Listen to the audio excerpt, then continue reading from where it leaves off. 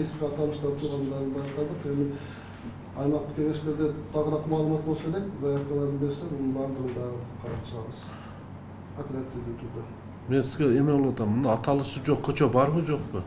Аталышы жок көчөлөр бизде андай маалымат жок, аталышы жок болсо, аталышы атайын комиссиядан аталышка географиялык аттарды ыйгаруу атайын комиссия бар, ошондон аткарып келгенден кийин анда биз госрегистрге алып барып каттырат. Эгер аты жок болсо, бизде маалымат жок болот. Аты болсо. Ким эме Курманжандатка турчу, барбы аталышы жок көчө силерде? Жан кварталдарда 200 Жан кварталдар жок. Шаардын ичиндечи? Шаардын ичинде Ким сулар эме сиздечи? Бизде 225 жаңы колушта жок, жаңы 170 миң кожолук бар, алар жаңы бөлүнгөн. Ушуларды кандай кылып азыр мына жүрүп атат эмес? Эмне иш кылышыбыз керек азыр ушуларды? Аталыш коюш үчүн же номер коебузбу? Номер коюп атабыз. Номер.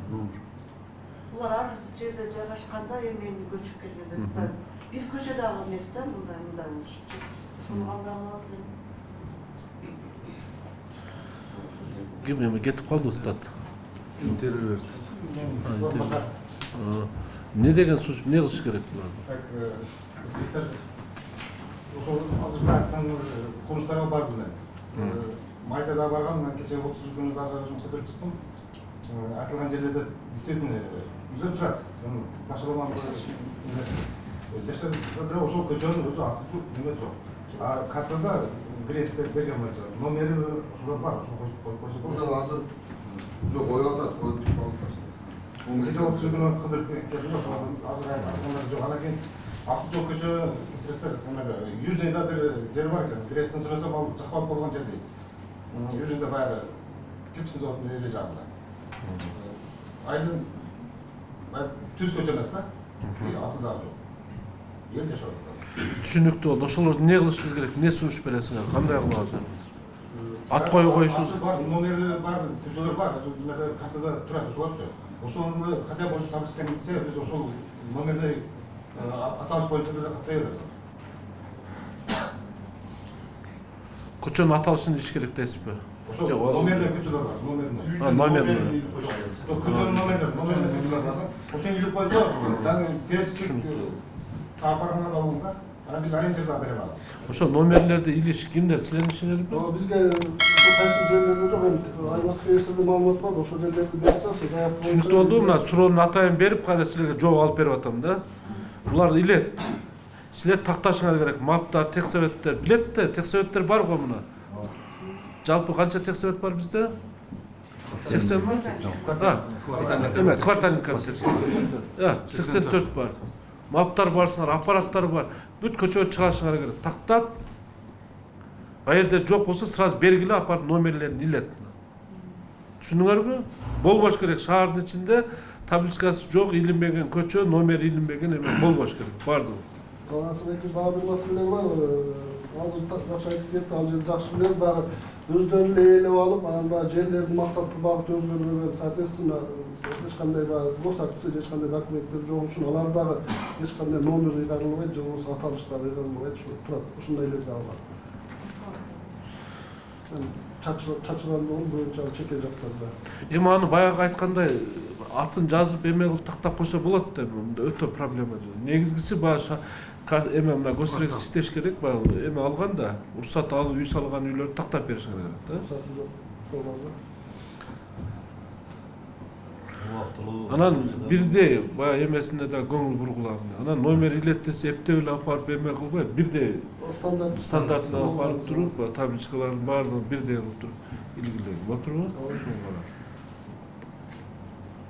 Анан мына ачык айтайын эми, Ашымбек чөтө мынандай да, баягы бизге берсе, заявка берсе, мындай ишкана болуп калыпсыңар да, бюрократ, ушундай сезилип атат мага. Силер кызыктар болгулагын. Өзүңөр дагы азыр чыгып, аппаратын өткөзүп, мына боюнча дагы, реклама иштери боюнча дагы көп айтып түшүндүрүп айтып, бөлгүлөгүн. силер кызыктар болгула. Давай заявка бергиле, кайсы мап жакшы иштешип атат, канча заявка күнүнө канчадан номер илип атасыңар, бизге тез аранын ичинде маалымат берип тургула. Түшүнүңөрбү? Оргател маалыматты алып каймак берип тургула. Силер требовать эткилерге. Кайсы мап жакшы иштебей атат, ким заявка бербей атат, ошол боюнча маалыматты берип тургула.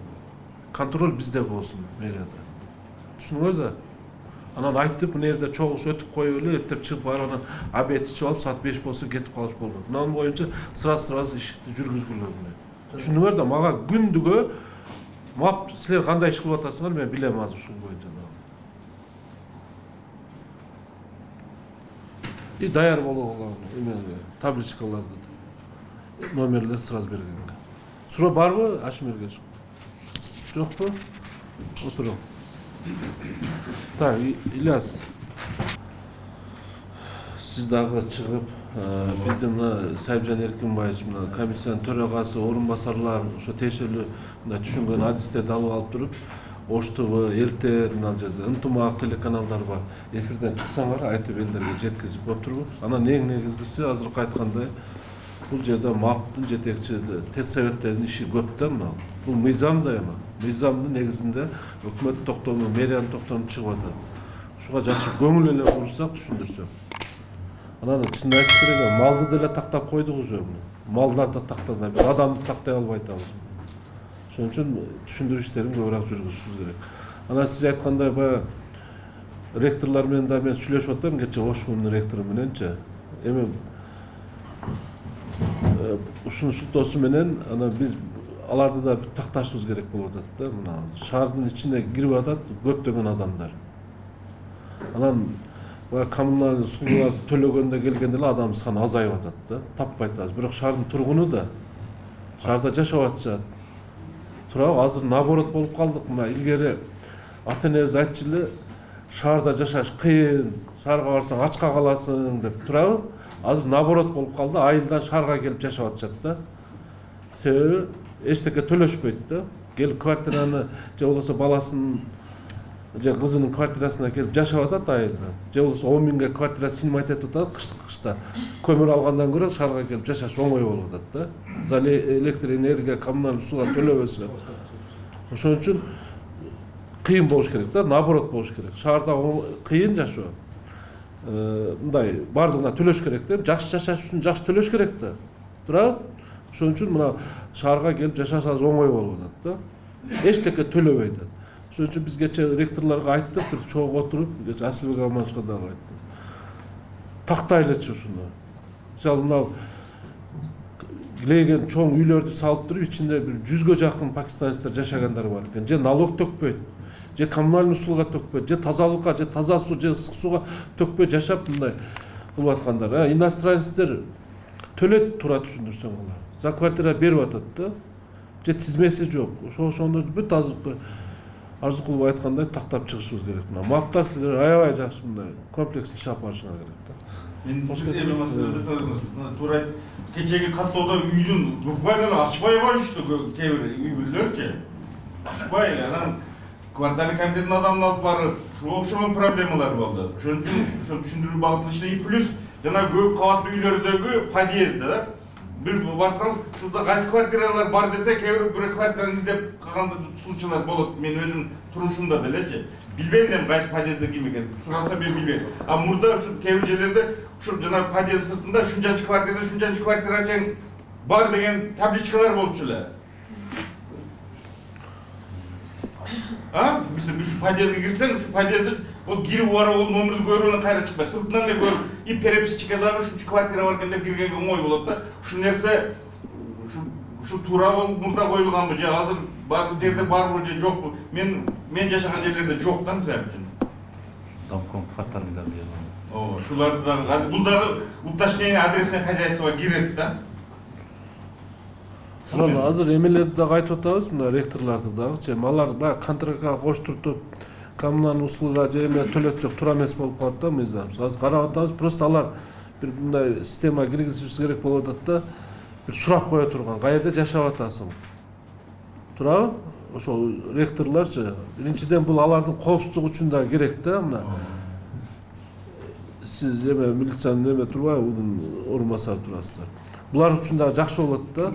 Учет болот, каерде турган.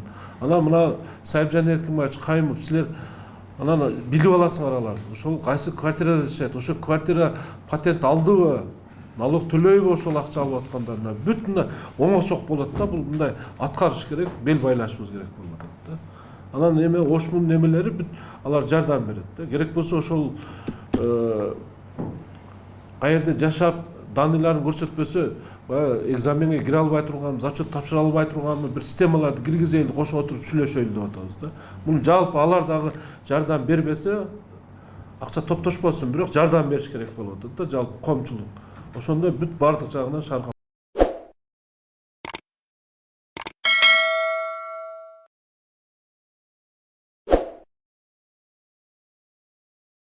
Требовать этип коюшуңар керек да, каерде жашап атасың, иностранецтерди айрыкча, сырттан келгендерди бүт баарын тактап коюшубуз керек болот. Мына кээде эле угуп калып атпайбы, бир студентти бир жерде бир пакистанецти уруп коюптур деп атат. Ал каерде жашаганын билбейт да, же көчөдө же эмеде уруп койду, тоноп койду деген сөздөр чыгып атат. Былтыр бирөөнү урдуго, индиялыктыбы, бир жерден. Ушундай случайлар болуп атат да. Башка суроо жокпу? Азыр не проблема бизде? Биз тараптан боло турган жардамдар болуп атабы? Кабинеттерди беребиз, акчаны бөлүп беребиз. Көзөмөл болот. Мына бизде дагы Сайыпжан Эркинбаевич штабтын төрагасы, мен өзүмүн дагы мына шаар башчысы катары менин көзөмөлүмдө болот. Мен дагы каерде эмне жардам, каерде такталсаңар мен дагы жардам берем. Элге чоң жыйындарда мына түшүнүңөр, азыр мына айттык го кече МАПтын жетекчилери эме боюнча дагы биометрика боюнча ана мына коомдук окууларды өткөзгүлө деп едик, баягы тазалык боюнча, мына частниктерге берүү боюнча. Ошол жерде бүт жазып алып туруп, ушул иштерди бир жолу түшүндүрүшүңөр керек да. Домкомдорго так жолугуп атпайсыңар, кайра барып элди топтобойсуңар. Ошон үчүн бир топтоп туруп баардык нерсени эмнени айтышты жыйындарды өтүшүңөр керек. Түшүнүңөр Сайыпжан Эркинбаев. Асылбек Аманчы түзүп атат графикти, тазалык боюнча. Ошондо силер дагы баргыла дагы өзүңөрдүн ишиңер боюнча мына эл каттоо боюнча 5 мүнөт түшүндүрүү иштерин жүргүзгүлө МАПтар менен бирге. Барып катышкыла эме вице-мэрлер ошол жерлерге, ар бир жыйындарга. Ушундай аудитория болсо, биз айтсаңыздар биз деле барып каттоо боюнча. Биргеликте ошо штаб барып иштегиле ошо. Суроо жок башка? Проблема жокпу мында биз тараптан да, мэрия тараптан. Иштешебиз да. Макул. Ашимжан Эргешевич